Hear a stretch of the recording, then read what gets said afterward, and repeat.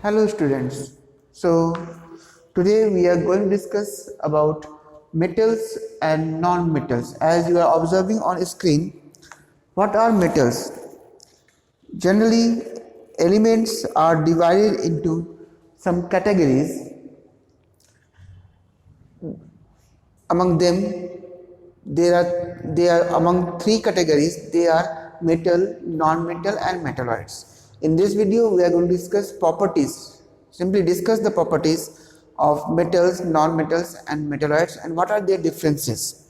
So let's start. First, we are going to discuss about metals.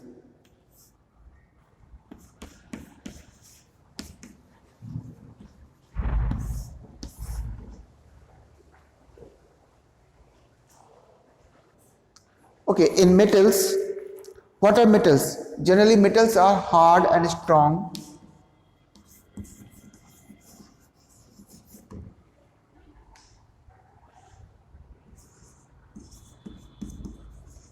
I am using the word generally because there are some exceptions also.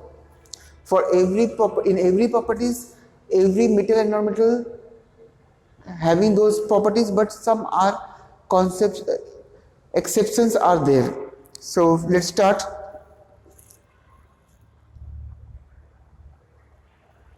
First property is lustrous property.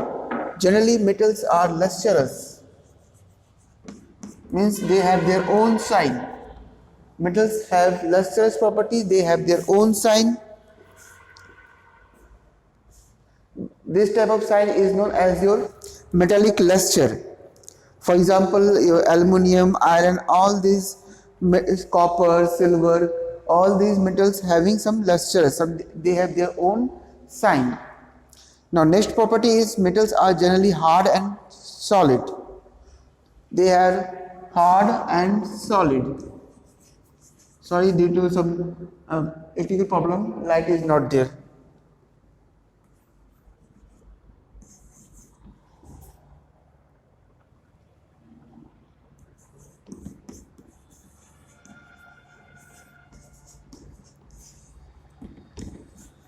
Hard and strong solid. Metals are generally hard and strong solid, like your iron, your copper. Means what? They have very high tensile strength. What does it mean? They have very high tensile strength. We can not break easily. High tensile strength. Then next property is very important property and very useful also, but let me explain some exceptions of hard and strong. Sodium and potassium. I am writing in formula sodium and potassium. These two are the metals. They are not hard, they are soft like a butter. We can easily cut like a butter by using knife.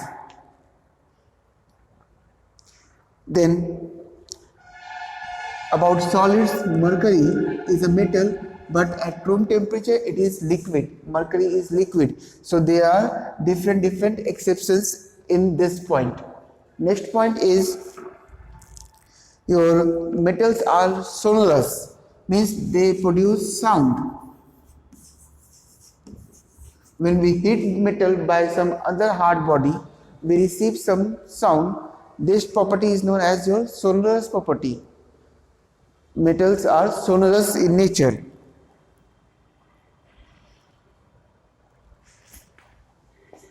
They have high density. Metals have high density. Generally, metals have high density. High density means what? The density is more than 2 or 3 gram per centimeter cube. But in case of high density, there is a exception. Potassium, sodium, magnesium, all these metals are low density metals. Then next one They have high boiling and melting point. Now next topic is metals generally having high melting and boiling points, means they have high melting point. Melting point means they convert from solid to liquid at more temperature. For example, aluminium. Aluminium converts having melting point 660 degree C. Clear? Means it requires high temperature to melt and more high temperature to boil. In case of exceptions, we can say that there are some exceptions like mercury. Mercury freezes at low temperature and boils at low temperature. Most important, metals are malleable. Malleable in nature. What is the meaning of malleable? Malleable means we can draw wires from a piece of metal by using heat energy.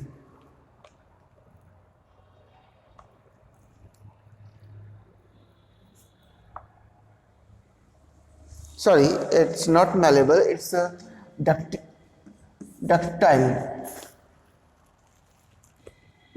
Metals are ductile in nature, means we can draw wires. We can make wires, not draw, we can make wires. So this property is known as your ductile property. Why? Because sheet of metals are flexible in nature. Now what is malleability? If we hammer the metal, metal can convert itself into thin sheet.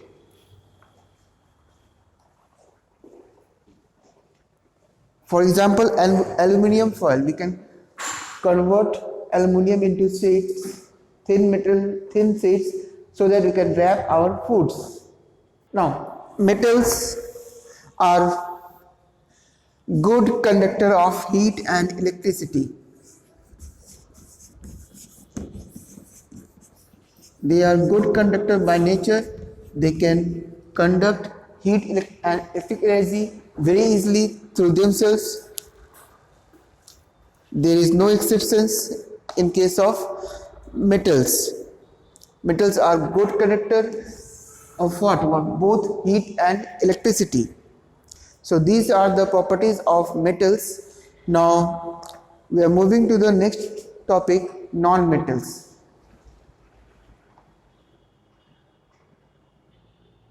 Non-metals. Out of known elements, there are 24 non-metals are there. They are of different states. As we know that metals are generally solid, hard solid, though there are some exceptions. But in case of non-metals may be solid, may be liquid, may be gases. Out of 24 non-metals, 24 non-metals, non-metals,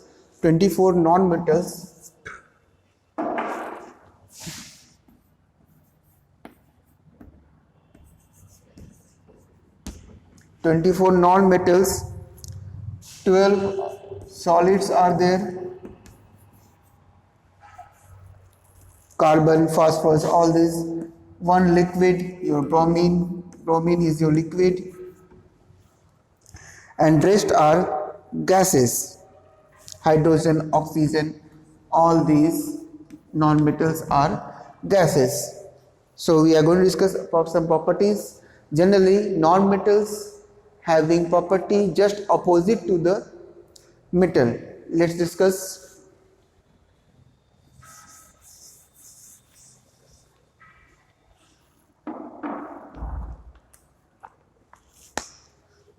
Metals are lustrous, so non-metals are non-lustrous. They does not have their own sign. In this case, again we have some exceptions. Exceptions in the case graphite is a form of carbon, has its own sign, and graphite we use in case of lead of the pencil. So you can say that lead of the pencil is some unique sign. Then Non-metals have not hard and low tensile strength. They have low tensile strength.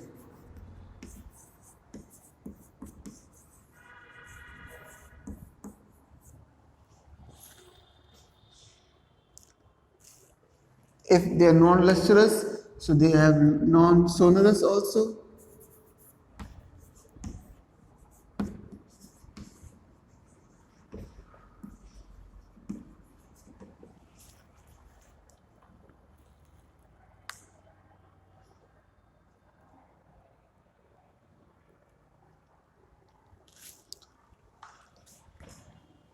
Okay. Exceptions are there. You must read the exceptions for each and every properties.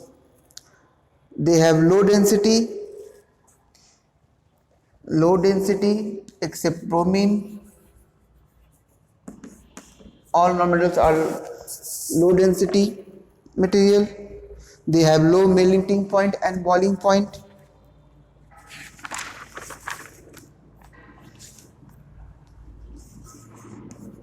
Low melting point and boiling point. Clear? Solid non-metals are brittle in nature rather than malleable. What is the meaning of brittle? They are brittle in nature. Means whenever we hammer it, they convert into powder form. They not convert itself into sheet way, but they convert itself into powdery form. Non-metals are bad conductor of heat. Non-metals are bad conductor of electricity except graphite. Generally, some form of carbon, like for example, are exceptions in case of properties of non-metal. For example, low tensile strength, but diamond form of carbon having high tensile strength. Clear? So you must know the exceptions of each and every properties of metals and non-metals. If you know all the properties, then you can easily write down the difference between metals and non-metals. Now, apart from this, we have another type of metals, the elements. It is known as your metalloids.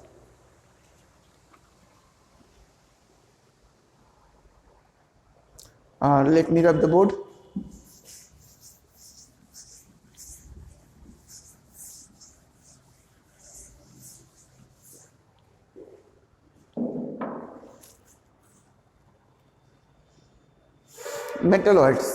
Metalloids having common property from metals and non-metals.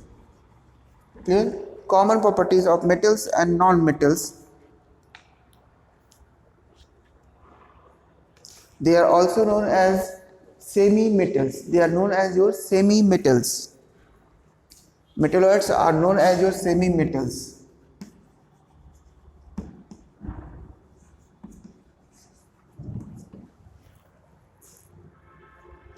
They have combined properties. First, they have hard solid.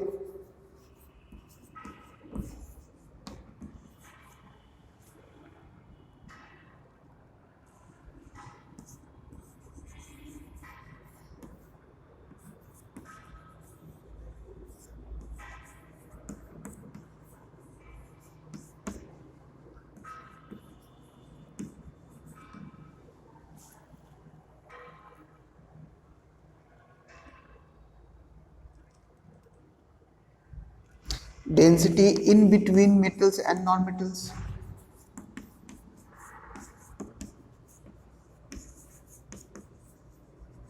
In between metals and non-metals, then it says that metals they can conduct heat and heat properly and electricity properly, but there are some intermediate property, means they are not conducting in so fast, but they can conduct in slowly.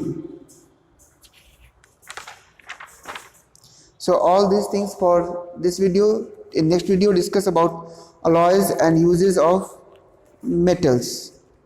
So that's all for today. Thank you.